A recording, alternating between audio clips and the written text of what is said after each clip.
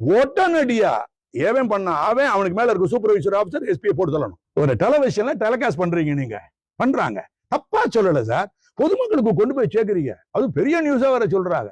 FIR போடாம investigation பண்ணலாம், இல்ல என்கொயரி பண்ணலாம். அது பிரிலிமினரி இன்கொயரி, என்கொயரில இன்கொயரி இதெல்லாம் பண்ணலாம், சம்மன் வேற பண்ணலாம்னு வேற சொல்றாரு. Deadly illegal. அதைத்தான் நீங்க சொன்ன என்ன ஒரு திருப்போணத்துல செஞ்சது. கோர்ட்டுக்கு போகாம எஃப்ஐஆர்னா சார் கோர்ட்டுக்கு போயாம அப்படின்னா எஃப்ஐஆர் போடலாம் கோர்ட்டுக்கு தெரியலன்னு அர்த்தம். அப்ப கோர்ட்டுக்கு தெரியாம என்ன செய்யறாங்க, களவாணித்தனமா இன்வெஸ்டிகேஷன். அந்த investigation wrongful investigation, illegal investigation. உடனடியா ஏவன் பண்ண அவன் அவனுக்கு மேல இருக்க சூப்பர்வைசர் ஆஃபீஸர் எஸ்பியை போட்டு சொல்லணும்.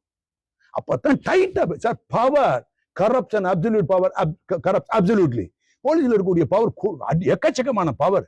இது பொதுமக்களை காப்பாத்துறதுக்காக கொடுக்க பவரை ரொம்ப கேர்ஃபுல்லா வாட்ச் பண்ணணும். அதுக்காக தான் போலீஸ் ஆஃபீஸர் வந்து எஸ்பியா இருக்கிறவன் என்ன செய்யணும், வாட்ச் டாக்னா நாய் மாதிரி வாட்ச் பண்ணணும். அல்சேஷன் மாதிரி மைக்கிலே நான் கிடப்பேன், எங்க இருக்கு எக்கச்சக்கமான 57 போலீஸ் ஸ்டேஷன்ல எங்க எந்த குற்றம் பண்றேன் எனக்கு தெரியாது, பேச்சுக்கிட்டே இருப்பாங்க. அவங்கள என்ன போலீஸ் லூஸ் எல்லாம் சொல்லியிருப்பாங்க அந்த காலத்துல, எக்ஸ்ட்ரீம் போலீஸ் ஆஃபீஸர் வேற பேர சொல்லியிருப்பாங்க. இதெல்லாம் எதுக்குன்னா குற்றம் நடந்துடக்கூடாது. நீங்களே இருக்கிறீங்க சார், உங்களுடைய வருமானம் என்ன நான் கேட்க விரும்பல.